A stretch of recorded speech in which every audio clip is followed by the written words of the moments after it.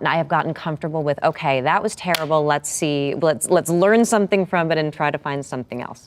The permission to suck, like the permission to make a loud wrong choice. To sort of fail. Yeah. I remember crying about it, being upset about it, and my father just gave me a hug and said, listen, whether you score 0 or score 60, I'm gonna love you no matter what.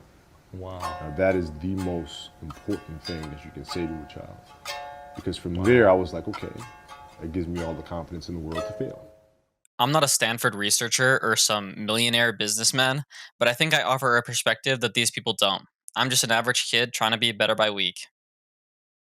Fail loudly is a mantra that I've been trying to repeat to myself consistently for a while now. And what I mean by failing loudly is giving yourself permission to fail without stressing about how you may be viewed by others for it. It is often very stressful to make mistakes in front of other people, which is why it's so uncomfortable to ask stupid questions that you feel like you should already know the answer to. I personally found that my confidence was very tied to how I was perceived by other people. Failing at some task in front of another person would destroy my confidence and hurt my ego so much that I avoided it at all costs.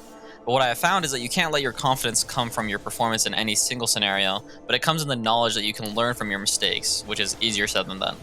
But there is a peace in knowing that you can make mistakes and everything is going to be okay.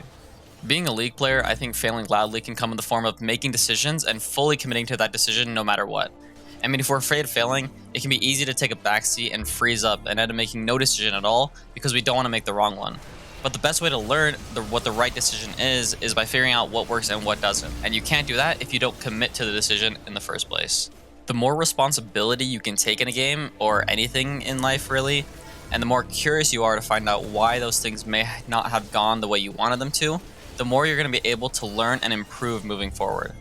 You'll notice in all of the clips I'm playing, I always question mark ping at least once when I die or something doesn't go my way. And I am quick to find something to blame and sometimes typing the most delusional shit, like it's actually embarrassing. But I do this because those question mark pings and what I'm typing are a way of saying, this isn't my fault, I didn't make a mistake. But if you notice in this clip here, I make a play, I die, but I don't do anything.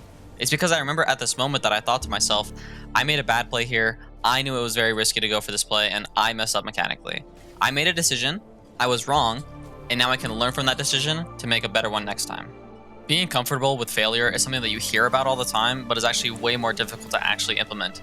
I mean, the ironic thing is, in an attempt to save our confidence and our ego that is being fed by outside sources, we actually diminish it even more because failure is bound to happen.